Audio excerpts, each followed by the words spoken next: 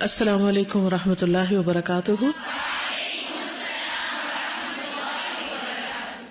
کس کس نے کل سے ہوم ورک شروع کیا ہے یا آج سے کیا ہے؟ جو پہلے نہیں کرتے تھے وہ ہاتھ کھڑا کریں. کیا کیا؟ شاباش. آج سے وہ گھر میں ناشتہ بنا کے دیا. اور کس نے اب شروع کیا؟ ہاں، برتن دھونے کی ڈیوٹی لی. اور جب دھو رہی ہوں گی تو کیا سوچا کریں گی؟ گھر کا کام کرتے تھے تو میں بھی کرتی ہوں، سنت کو فالو کرتی ہوں. اس کے علاوہ برتنوں کی صفائی کے ساتھ ساتھ اپنے اندر کی بھی صفائی، ورنہ اس وقت کھڑے ہو کے ہم عام طور پر دوسروں کے بارے میں نیگیٹو باتیں سوچ رہے ہوتے ہیں کہ آج ہم سے کس کس نے برا کیا ہے. اور کیا سوچیں گے؟ اوکے. اللہ تعالی صفائی کرنے والوں سے محبت رکھتا ہے. اور کسی نے کیا کیا؟ شاباش. کل گھر جا کے امی کو یہ نہیں کہنا پڑا کہ یہ کرو وہ کرو، بلکہ خود سے خود شروع کیا. یہی اصل مزہ ہوتا ہے کام کا، کہ انسان خود کرے، نہ کہ کوئی کہے تو کرے.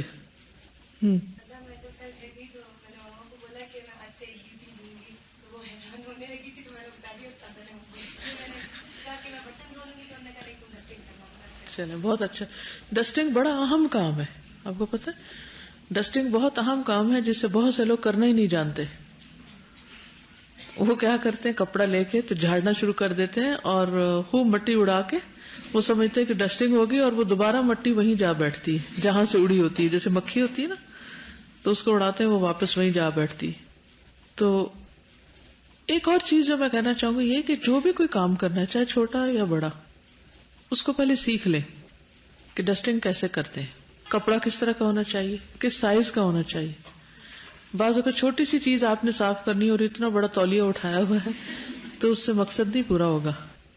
اس سے پھر یہ ہوتا ہے کہ ہمیں کام چونکہ کرنا نہیں آتا تو ہم فیڈ اپ ہو جاتے ہیں، انجوائے نہیں کر پاتے تو چھوڑ دیتے ہیں، یا الٹا کرتے ہیں خراب، پھر پڑتی ہے ڈانٹ کہ اس سے اچھا تو نہ ہی کرو تم. تو یہ پھوڑ پن کی علامت ہوتی ہے. تو کیسے سیکھیں گے، کہاں سے سیکھیں گے؟ آپ کو تو کوئی بتانے والا ہی نہیں ہے. امی سے سیکھیں گے، اگر امی کو بھی نہ آتا ہو، کیونکہ بہت ساری امیوں کو خود نہیں آتا تو وہ بچوں کو بھی ویسے ہی جاہل رکھتی ہیں. کیا کریں گے؟ اور اگر امی پاس نہ ہوئی، بعض اوقات ایسا بھی ہوتا ہے نا، امی دور ہوتی، پھر کیا کسی بھی کام کو کرنے سے پہلے سیکھنا چاہیے؟ بہت ضروری ہے کہ اسے سیکھا جائے، کیونکہ جب آپ سیکھیں گے تو آپ اس کو جب اچھی طرح کرنا جانیں گے تو آپ انجوائے کریں گے، ورنہ آپ اس کو بوجھ سمجھیں گے. ایک ہوتا ہے کام کو انجوائے کرنا اور ایک ہوتا ہے بوجھ سمجھنا اور بوجھ سمجھ کے اتار دینا. ان دونوں میں بہت بڑا فرق ہے. جب آپ انجوائے کرتے تو آپ کا ایمان بڑھتا ہے، اور اسی وقت انجوائے کر سکتے جب آپ کو طریقہ بھی آتا اور مقصد بھی معلوم ہو. اور اگر آپ بوجھ سمجھ کے کرتے ہیں تو اس کا تو کوئی ثواب نہیں. پھر کیا کریں گے؟ ہاسٹل میں ٹریننگ سیشن لیں گے. ٹھیک ہے. اور نہیں، جانے بغیر پریکٹس بھی پھر الٹی ہو جاتی ہے. جس سے کچھ لوگوں کو قرآن پڑھنا نہیں آتا تو وہ حفظ شروع کر دیتے ہیں. اچھا، اس کا نقصان کیا ہوتا ہے؟ غلط حفظ کر لیتے ہیں. اب جب غلط کر لیتے ہیں اور ان کو صحیح کرنے میں پھر کس قدر مشکل ہوتی، کیونکہ انہوں نے حفظ کیا ہوتا اس کا، ان کا منہ بھی نہیں پلٹتا. تو اس لیے غلط چیزوں کی پریکٹس جو ہے نا وہ نقصان دہ ہے. فرینڈ سے سیکھیں گے، اگر اس کو بھی نہ آتا وہ پھر کیا کریں گے؟ ہاں، شاباش. گوگل پہ ہر چیز کا جواب مل جاتا ہے. ہاؤ ٹو میک ٹی، چائے نہیں بنانی آتی، آپ دیکھیں کیسی مسالے والی ٹی چاہیے، گرین ٹی چاہیے، بلیک ٹی چاہیے، کون سی چاہیے، اور اس کے مختلف طریقے آپ کو بتائیں گے. اب افسوس یہ کہ یوٹیوب نہیں چلتی، تو ورنہ تو آپ کو پریکٹیکل ڈیمونسٹریشن بھی دکھا دیں گے. کتنے لوگوں کو نیٹ اویلیبل نہیں، ہاسٹل کے علاوہ، یعنی گھر کی بات کری ان کے گھروں میں ہے. کتنے لوگوں کے گھر میں نیٹ نہیں؟ ہارڈلی فیو، آپ دیکھ لیں. لیکن جن کو اویلیبل ہے وہ بھی استعمال نہیں جانتے. مشکل یہ ہے، ان کو بھی یہ نہیں پتا ہوتا کرنا کیا اس کا، اور اگر وہ کھول بھی لیں تو ان کو انگریزی پڑھنی نہیں آتی، اور بڑی مشکل. حالانکہ آپ کو انگریزی میں، اردو میں، عربی میں، ہر زبان میں جواب مل سکتے ہیں، اور بہت کچھ سیکھنے کو ہوتا ہے. ایک روز کسی نے مجھے اناناس بھیجا تو میں نے کسی کو دیا آگے گفٹ. میں نے کہا اچھا یہ آپ کھا لیں. میں نے کہا کہ آپ بچوں کے سامنے کاٹیں تاکہ وہ بھی سیکھیں کہ اناناس کاٹتے کیسے اور کیسے اس کو پیش کرتے. تو نے کہا وہ تو مجھے خود بھی نہیں آتا. تو نے کہا پھر کیا ہوگا؟ کہتے گوگل کر لوں گی.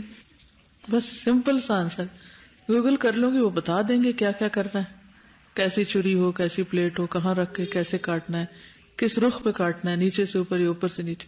کچھ لوگوں کو انار کے دانے نہیں نکالنے آتے، وہ کاٹ کاٹ کے چھری سے ان کا بیڑا غرق کر دیتے ہیں. تو ہر چیز کو سیکھنا ضروری ہے، ٹھیک ہے نا. ریلیشن شپ کو نبھانا بھی سیکھنا ضروری ہے. اسی طرح گھر کے کام آنے بھی چاہیے، اس سے بہت وقت بچتا ہے. ایک دفعہ کی مشقت ہوتی ہے لیکن اس کے بعد آپ آرام میں آ جاتے ہیں. کتنے لوگوں نے ہوم اکنامکس پڑھی ہوئی ہے؟ ماشاءاللہ سب نے تقریباً پڑھی. تو اس میں آئی ڈونٹ نو کہ آپ کی ہوم اکنامکس میں کیا تھا، لیکن جب میں نے پڑھی تھی تو اس وقت بالٹی اٹھانے کا طریقہ اور چھوٹی چھوٹی یہ سب چیزیں بھی تھی تاکہ آپ کی کمر دوری نہ ہو اور کمر کے پرابلم نہیں ہو، یا جسم کا پوسچر صحیح رہے. بہت ساری چیزیں یہ چاہے آپ اسکول میں پڑھیں یا گھر میں پڑھیں یا کہیں بھی پڑھیں، لیکن آپ کو کرنے کا طریقہ صحیح معلوم ہونا چاہیے. اگر کسی بھی چیز کا طریقہ ٹھیک نہیں تو پھر کام کا لطف نہیں. اور اگر آپ غلط طریقے پر کام کر کے تھک جائیں اور کام تو آپ کر دیں لیکن آپ کا موڈ آف رہے تو اس سے کیا ہوگا؟ گھر والوں کو خوشی ہوگی؟ مثلا آپ نے کام کر دیا لیکن ساتھ ہی آپ نے منہ بھی بنا لیا، نہ آپ اسمائل کرتے ہیں نہ آپ خوش ہیں، یعنی ایک طرح سے احسان جتا رہے ہیں کہ آپ کچھ کر رہے ہیں. پھر کیا ہوگا؟ اس کا کتنا اجر ملے گا آپ کو؟ مثلاً آپ نے ناشتہ بنا دیا اور آپ موڈ آف کر کے ناشتہ کیے بغیر نکل آئے کہ مجھ پہ اتنا کام پڑ گیا، تو اس کا نقصان کیا ہوگا؟ پھر نہ دنیا والے خوش نہ رب خوش، اور جو کچھ آپ نے کیا وہ ویسٹ کیا. تو شیطان کی چالیں بڑی زبردست ہیں آپ کو نقصان دینے کی. وہ دشمن ہے نا. اگر ہمیں پتہ چلے کہ کوئی دشمن اٹیک کرنے والا ہے تو ہمارا حال کیا ہوگا؟ ہمارے جسم کو بال بال الرٹ ہو جائے گا، اچھا دشمن حملہ کرے گا، اب ہم کیسے جواب دیں؟ لیکن وہ دشمن جو ہر وقت ساتھ لگا ہوا ہے، اس کے حملے جو ہر وقت ہو رہے ہیں ان کے بارے میں ہم کبھی سوچتے ہی نہیں. پہلے تو نیکی کی طرف آنے نہیں دے گا، اور اگر آپ کسی طرح آ گئے ہیں تو پھر آپ کو کرنے نہیں دے گا، اور کسی طرح اگر آپ نے کر لیا ہے تو اس کو سنبھالنے نہیں دے گا. اس لیے ہر لمحے پر محتاط ہونے کی ضرورت ہے. اور بعض اوقات ہم کر کے ضائع کرتے ہیں اور بعض اوقات اس کو صحیح طریقے پر نہیں کرتے. تو جنت کا راستہ آسان نہیں ہے، ٹھیک ہے، بہت طویل راستہ ہے. تو اپنا ہوم ورک جاری رکھنا ہے، ٹھیک ہے، اسے چھوڑنا نہیں. آگے چلتے ہیں. حدیث نمبر 221 سے آپ نے کیا سبق سیکھا تھا؟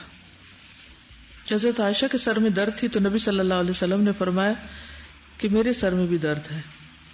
پھر یہ کہ اگر تم مجھ سے پہلے مر گئی تو تمہیں کوئی نقصان نہیں، تمہارا خیال رکھوں گا، غسل دوں گا، کفن دوں گا تم پر، نماز جنازہ پڑھوں گا اور خود تم کو دفن کروں گا. اس میں ایک ہی جملے میں کتنے سارے مرحلے آگے نا، وہ سارے سٹیپس بھی آپ نے کوٹ کر دیے. اس طرز عمل سے کہ انہوں نے بتایا کہ میرے سر میں درد ہے، آپ نے فرمایا میرے سر میں بھی درد ہے، لیکن درد کا زیادہ سے زیادہ نقصان کیا ہو سکتا ہے؟ جب ہمیں کوئی درد ہوتا ہے تو ہم کیا کہتے ہیں؟ ہائے میں مر گئی. عموماً بیماری کی حالت میں ہمارے منہ سے ایسے لفظ نکلتے ہیں. تو اگر تم مر بھی گئی تو کوئی بات نہیں. یہ خوف دور کرنے کا ایک طریقہ ہوتا ہے، کیونکہ جب ہم کوئی کام کرنے لگتے تو ہمیں وسوسے آنے لگتے ہیں. اچھا اگر میں نے یہ کیا تو پھر یہ ایسا ہو جائے گا تو ویسا ہو جائے گا، پھر پتہ نہیں کیا ہو جائے گا. کبھی آپ کو تفکرات آتے ہیں کوئی بھی کام کرتے ہوئے؟ مثلا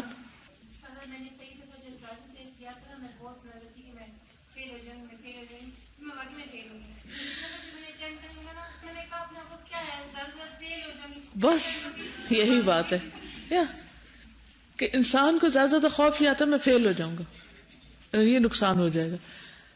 تو پھر ہو جائے گا تو پھر کیا ہے، زیادہ سے زیادہ یہ ہوگا نا تو کیا ہوا. اس سے انسان کے اندر ایک کریج آتی ہے کہ اچھا کر گزرو. کیونکہ بہت دفعہ ہمارے وسوسے صرف اور صرف ایک شیطانی خیال ہی ہوتے ہیں اور کچھ بھی نہیں ہوتے. مثلاً اگر آپ ڈرائیونگ کرتے ہیں تو گاڑی نکالتے وقت آپ کو کیا خیال آئے گا؟ ایکسیڈنٹ نہ ہو جائے.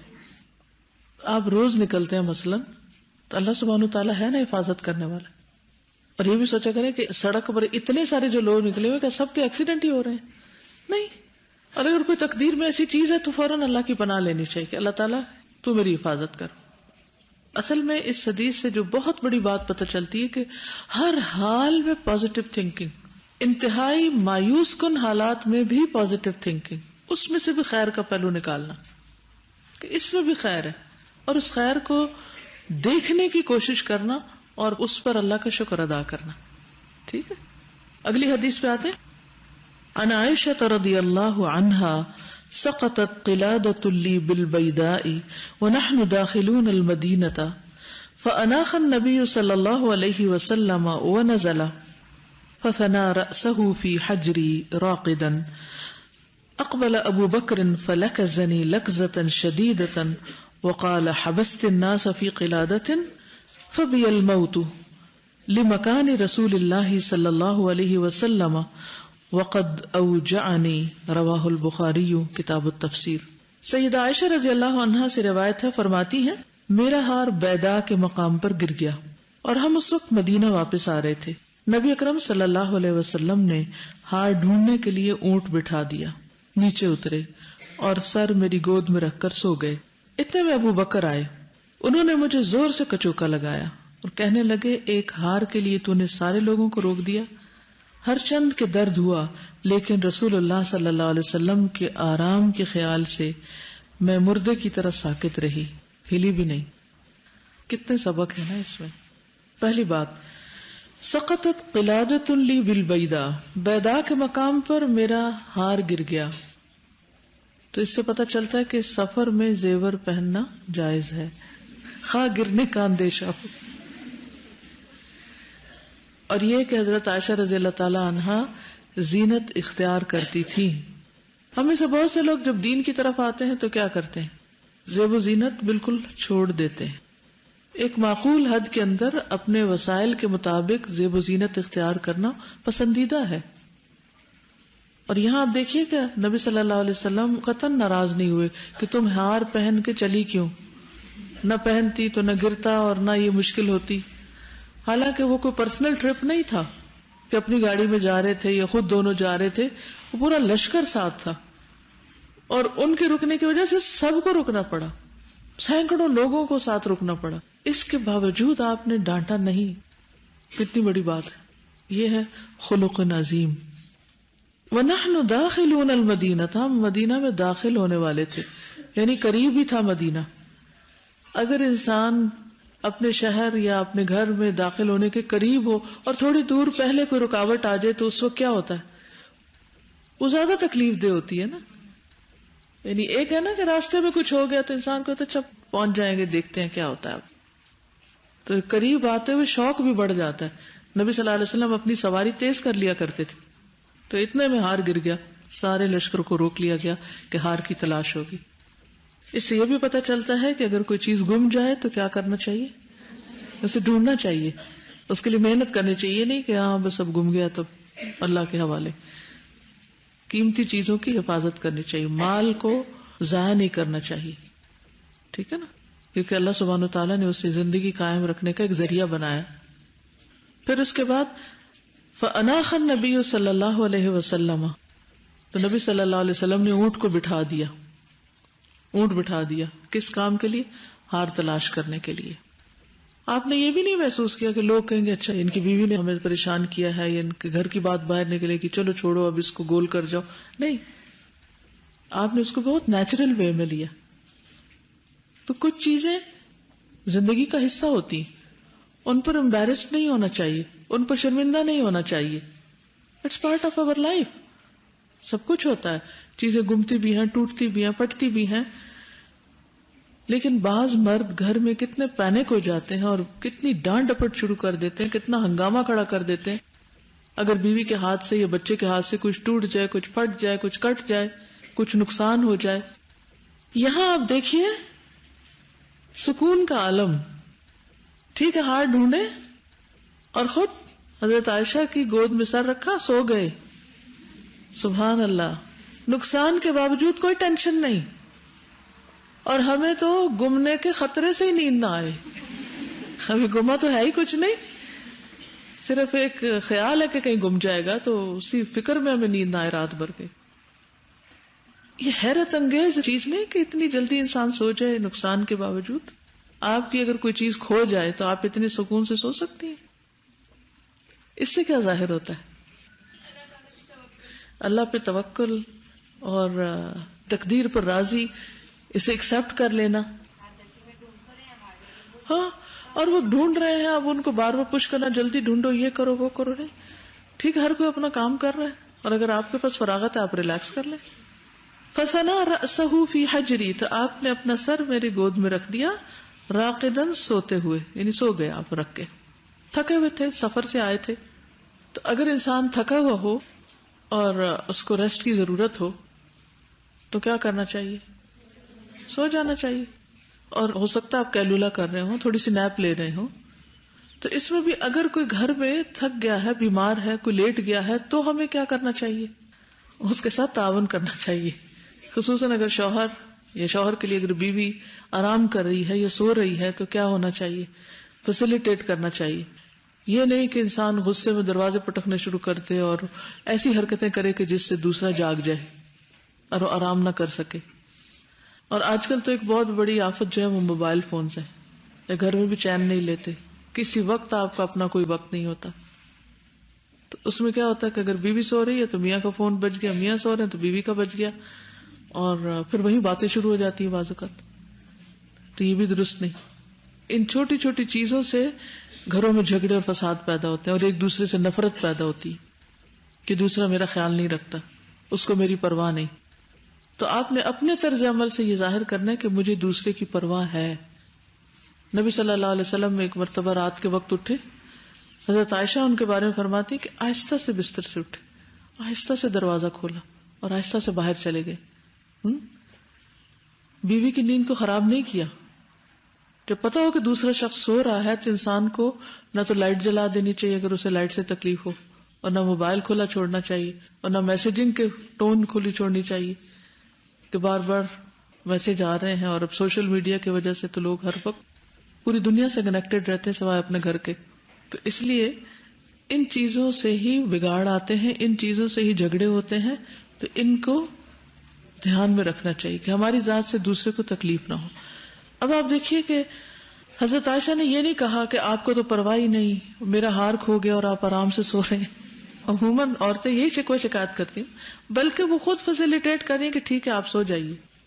اقبل ابو بکر آتے ہیں، فلکزنی، تو کیا کرتے ہیں؟ زور سے کچوکا لگاتے ہیں، جیسے ایسے. انہیں پتا تھا سو رہی. کچوکا یا تو ہاتھ سے ہوتا ہے یا ایسے جیسے فنگر سے یا لکڑی سے، کسی بھی چیز سے.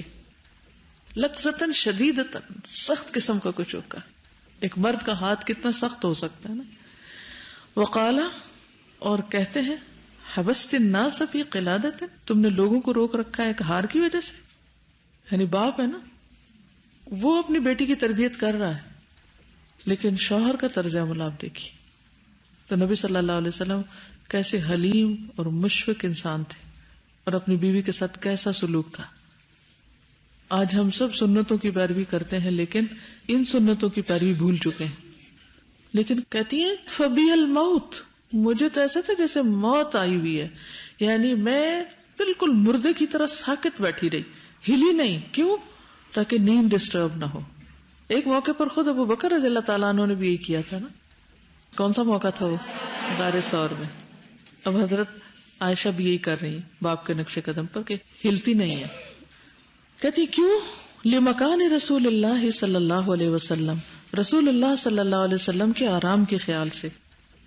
وقد اوجعنی، حالانکہ تحقیق انہوں نے مجھے درد دی تھی. اوجع، وجع کہتے ہیں درد کو، یعنی کہ مجھے درد ہوا تھا. یعنی انہوں نے مجھے ایسا کچوکا مارا کہ جس سے مجھے سخت درد ہوئی، لیکن پھر بھی میں نہیں ہلی. اتنا خیال. تو بعض اوقات ویسے کچوکے نہیں ہوتے لیکن باتوں کے کچوکے بہت سے ہو جاتے ہیں. مثلاً ماں باپ بیٹی کو کچھ نہ کچھ لگاتے رہتے ہیں کہ تمہارا شوہر ایسا ہے، وہ کچھ نہیں کماتا، وہ کچھ نہیں کرتا، اس کی مت سنو. لیکن ایسے موقع پر ایک بیوی کے لیے کیا فرض ہے، کیا کرنا چاہیے کہ اسے ایسے موقع پر ماں باپ کی نہیں سننی چاہیے بلکہ شوہر کا خیال رکھنا چاہیے. اسی سے گھر بنتا ہے. ماں باپ حماقت میں ہمدردی ایسی کر رہے ہوتے ہیں، وہ بظاہر ہمدردی کر رہے تھے لیکن حقیقت میں نقصان پہنچا رہے ہوتے ہیں. نبی کریم صلی اللہ علیہ وسلم نے سیکریفائس کیا کہ سب ڈاکٹر کو روک دیا. پیچھے ریزن تھا ایسی سیکریفائس کرنے والی وائف کہ جو اپنے بھی تکلیف برداشت کرتی ہے اور وہ اس تک، یعنی لیپ میں سر ہونے کا مطلب یہ ہے کہ اٹس ویری یعنی کلوز. بالکل. اور وہ ذرا سی تکلیف ہو تو آپ ذرا سا ہلتے تو ہیں ایٹ لیسٹ، لیکن انہوں نے وہ کہتی ہے کہ میں اتنا بھی نہیں ہلی، اتنی برداشت کر گئی. سی بھی نہیں کی. سویا ہوتا ہے تو پھر وائف جو ہے بچوں کو کھانا پیتا پرواہ نہیں ہوتی کہ اندر کوئی سویا. بالکل. دیکھیے کسی کا کھانا، نیند، آرام، جو انسان کی پرسنل ضروریات ہوتی ہیں نا، اگر ان کے اندر کوئی ڈسٹربنس پیدا کرتا ہے تو ایسا شخص قابل نفرت ہوتا ہے، اس سے کبھی محبت نہیں ہوتی. پھر اس چیز سے ہمیشہ بچے کہ کوئی کھا رہا ہو تو اس کو ڈسٹرب کیا جائے، کوئی پی رہا ہو یا کوئی سو رہا ہو، آرام کر رہا ہو، کوئی پڑھ رہا ہو، تو اٹس ناٹ آل اباؤٹ اس کہ ہمیں اس وقت کیا ضرورت ہے. ریلیشن شپ صرف اس وقت اچھے ہوتے ہیں جب دوسروں کی کیئر کی جائے، دوسروں کی ضرورت کا خیال رکھا جائے. ہم میں سے اکثر لوگوں کو صرف اپنی پڑی رہتی ہے کہ میرے اوپر کیا گزر رہی ہے، مجھے کیا تکلیف ہے. وہ یہ نہیں دیکھتے کہ دوسرا کس تکلیف میں ہے، تو جس کے نتیجے میں ہر وقت ہی کوئی فتنہ فساد پڑا رہتا ہے. تو جب بھی کسی سے معاملہ کریں اپنے آپ کو اس کی جگہ رکھ لیں کہ میں یہاں پر ہوں تو میں کیا اپنے لیے چاہوں. جی. اگر یہ نیڈ آپ پراپرلی کسی کی فلفل کر رہے ہیں، چاہے وہ آپ کی ساس ہے یا آپ کے ہیں، تو ان کے اندر دل میں مارجن پیدا ہوتا ہے. جب ہم غلطی کرتے ہیں تو پھر وہ ہمیں یعنی کہ بڑی غلطی بھی ہو جاتی ہے، اگلے کا دل کھلا ہوتا ہے. بالکل صحیح. یعنی جب آپ کسی کی بنیادی ضروریات پوری کر دیتے نا، کھانا، نیند، کیونکہ یہ ایسی چیزیں جن کے بغیر انسان پاگل ہونے لگتا ہے، اس کو کچھ بھی نہیں سوچتا. اگر کسی کی نیند ہی پوری نہیں ہوئی تو وہ آپ سے کیا کوپریٹ کرے، اسے تو کچھ سمجھ ہی نہیں آئے گی آپ کہہ رہے ہیں. اسی طرح اگر کوئی بھوکا ہے تو اس وقت اگر آپ اسے کچھ نصیحتیں کر رہے ہیں تو وہ قبول نہیں کر پائے گا، کیونکہ ہیومن نیچر میں نہیں ہے نا یہ. تو ہر بات کے کہنے کا ایک وقت ہوتا ہے، ایک موقع ہوتا ہے. اگر اس کے بغیر وہ بات کریں گے تو وہ فائدہ مند نہیں ہوگی اور اس سے الٹا وہ ریئیکشن ہوگا، نقصان دہ ہوگا. نیکسٹ حدیث. عن عائشة قالت وكان يوم عيد يلعب السودان بالدرق والحراب فإما سألت رسول الله صلى الله عليه وسلم وإما قال تشتهين أن تنظري فقالت نعم فأقامني وراءه خدي على خده ويقول دونكم يا بني أرفدة حتى إذا مللت قال حسبك قلت نعم قال فاذهبي. رواہ البخاری کتاب الجہاد والسیر. سیدہ عائشہ فرماتی ہیں عید کا دن تھا، حبشی اپنے ڈھالوں اور برچھیوں سے کھیل رہے تھے. میں نے رسول اللہ صلی اللہ علیہ وسلم سے درخواست کی یا آپ نے خود ہی فرمایا کیا تم کھیل دیکھنا چاہتی ہو؟ میں نے کہا جی ہاں. آپ نے مجھے اپنے پیچھے کھڑا کر لیا، میرا گال آپ کے گال پر تھا اور آپ حبشیوں سے فرما رہے تھے اے بنی ارفدا اپنا کھیل جاری رکھو. حتیٰ کہ کھیل دیکھتے دیکھتے جب میرا جی بھر گیا تو آپ صلی اللہ علیہ وسلم نے پوچھا کافی ہے؟ میں نے عرض کیا جی ہاں. آپ نے فرمایا اچھا جاؤ. عن عائشہ قالت حضرت عائشہ کہتی ہیں وکان یوم عید، اور یہ عید کا دن تھا. ایک واقعہ بیان کرتی ہیں کہ عید کا دن تھا. یلعب السودان بالدرق والحراب، یلعب کھیل رہے تھے، السودان حبشی سودانی یعنی بلیک حبشی، بالدرق ڈھال کے ساتھ، والحراب اور برچھیوں کے ساتھ، یعنی کچھ جنگی آلات کے ساتھ کھیل کود کر رہے تھے. اور کہا جاتا ہے کہ مسجد نبوی میں کھیل رہے تھے. فَإِمَّا سَأَلْتُ، یا تو میں نے پوچھا رسول اللہ صلی اللہ علیہ وسلم سے، وَإِمَّا قَالَ، یا آپ نے خود فرمایا تھا. یعنی مجھے یاد نہیں کہ میں نے فرمائش کی تھی یا آپ نے خود ہی فرما دیا تھا. تشتہین ان تنظری، تم دیکھنا چاہو گی. تشتہین تم اشتہا ہے، خواہش ہے، طلب ہے. ان تنظری کہ تم دیکھو. فقالت نعم، کہنے لگی جی ہاں میں دیکھنا چاہتی ہوں. فاقامنی وراءہ، تو آپ نے مجھے اپنے پیچھے کھڑا کر لیا. تو حضرت عائشہ نے کیا کیا، اپنی ٹھوڑی آپ کے کندھے پر رکھ لی اور بالکل ساتھ لگ کر کھڑی ہو گئی کہ حضرت عائشہ کا گال اور آپ کا گال ساتھ لگ رہا تھا. وَيَقُولُ، اور آپ فرما رہے تھے دونکم یا بنی ارفدہ، اے بنو ارفدہ کھیل جاری رکھو. دونکم یعنی اپنا کام کرتے جاؤ. یہ محاورتن ہے، لفظی ترجمہ نہیں ہے. حتی اذا مللتو، یہاں تک کہ جب میں بور ہو گئی. ملل بوریت کو کہتے ہیں. قال حسبکی، کہا کافی ہے تمہیں، بس اتنا ہی؟ قلت نعم، میں نے کہا جی ہاں. قال فاذهبی، آپ نے فرمایا اچھا جاؤ تم جا سکتی. اس سے ایک بات یہ پتہ چلتی ہے کہ ایسے کھیل جو شریعت کی حدود پامال نہ کرتے ہوں ان کو دیکھا جا سکتا ہے، اس کا جواز ہے. لیکن ایسا کتنا فریکوینٹلی ہوتا تھا وہاں، ہر ہفتے، ہر روز، once in a lifetime, جس سے پتہ چلا کہ اس کی رخصت ہے. لیکن اس چیز کو بیس بنا کے اگر کوئی ہر روز ڈرامہ دیکھنے بیٹھ جائے تو از اٹ الاؤڈ؟ نو. زندگی بیکار کاموں میں نہیں گزاری جا سکتی، یا صرف کھیل کود میں نہیں. اور یہ بھی کوئی ایسا ہی جھوٹا کھیل کود نہیں تھا، بلکہ ایک بامقصد قسم کا کھیل تھا. ان کا سکل تھا، مہارت تھی جو دکھائی جا رہی تھی، اور ان کی وہ مہارت بھی ایک خاص مقصد کے لیے تھی، میننگ فل تھا، پرپز فل. اچھا، پھر آپ دیکھیے کہ یہاں پر وہ جو کہتی ہے نا کہ یا تو آپ نے پوچھا یا میں نے پوچھا، اس کا مطلب یہ ہے کہ اگر آپ نے پوچھا تو انہوں نے خواہش ظاہر کی کہ یہ جو کھیل ہو رہا ہے کیا میں بھی دیکھ سکتی ہوں، تو آپ نے روکا نہیں. اور اگر نبی صلی اللہ علیہ وسلم نے پوچھا جس کا مطلب ہے کہ ایک کھیل ہو رہا تھا اور آپ اپنی بیوی کو بھولے نہیں، ان سے بھی پوچھا کیا تم بھی شریک ہوگی. اور یہ نہیں کہا کہ یہ کھیل ہو رہا ہے تو میں لازمی ساتھ بیٹھنا ہے، کیونکہ بعض مرد حضرات لازماً بیویوں کو ایسی جگہوں پہ لے جاتے ہیں جہاں ان کا انٹرسٹ نہیں بھی ہوتا.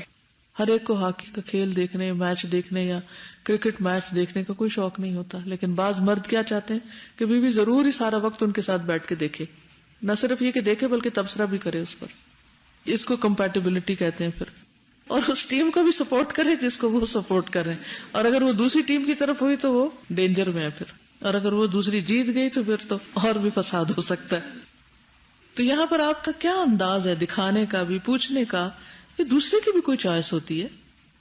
اور اگر حضرت عائشہ نے پوچھ کر اجازت لی تھی یا دیکھنے کی خواہش ظاہر کی تو آپ نے ان کو منع نہیں کیا کہ نہیں وہ تو مرد کھیل رہے ہیں اور یہ تم کیا کرو گی، تمہارے اس سے کیا کام. نہیں، ٹھیک ہے تم بھی دیکھ لو کیا ہو رہا ہے.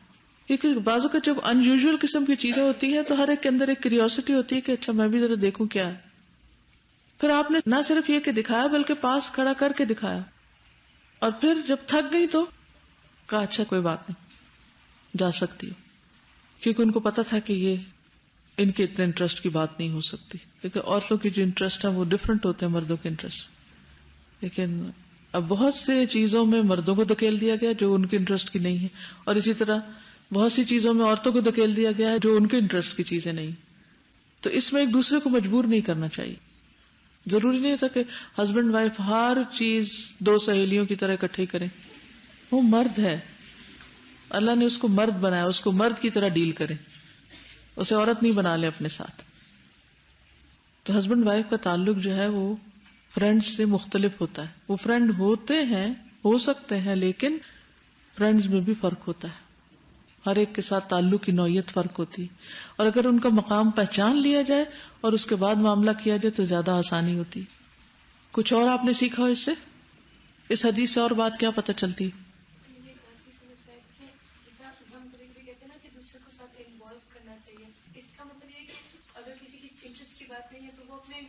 گھر کے افراد اور باہم تعلقات میں ایک بانڈنگ کیسے ڈیولپ ہوتی ہے جب مل کے کام کیے جائیں کچھ، اور خاص طور پر وہ جو کامن گراؤنڈز پر چیزیں ہوتی ہیں ان کو مل کر کیا جائے. لیکن بعض اگر یہ بھی ہوتا ہے کہ آپ کا اس میں اتنا شوق نہیں ہوتا تو آپ اس کو اتنے شوق سے نہیں کر پاتے جتنا دوسرا ایکسپیکٹ کر رہا ہوتا ہے، تو دوسرے کو پھر اپنی ایکسپیکٹیشن سے نیچے اتر آنا چاہیے. کوئی بات نہیں، جتنا وہ کر سکتا اتنا ہی ٹھیک. لیکن اس کا یہ مطلب نہیں کہ انسان کہ مجھے کوئی شوق نہیں، مجھے مت مجبور کرو، اور میں یہ نہیں. تھوڑا دوسرے کا دل رکھنے کے لیے انسان شریک ہو بھی جائے اور پھر اس کے بعد رخصت لے لے، کیونکہ کچھ چیزیں مرضی کے خلاف بھی کرنی پڑتی ہیں. تو ایز لانگ ایز وہ شریعت کی حدود کے اندر ہے اور ان کا جواز نکلتا ہے تو دوسرے کا دل رکھنے کے لیے اگر کر لیا جائے تو اس سے ریلیشن شپ اچھے ہو سکتے ہیں. اب تو خیر جیسے ٹیلی ویژن پہ پہلے تو ایک ہی چینل ہوتا تھا تو مسئلے نہیں اتنے ہوتے.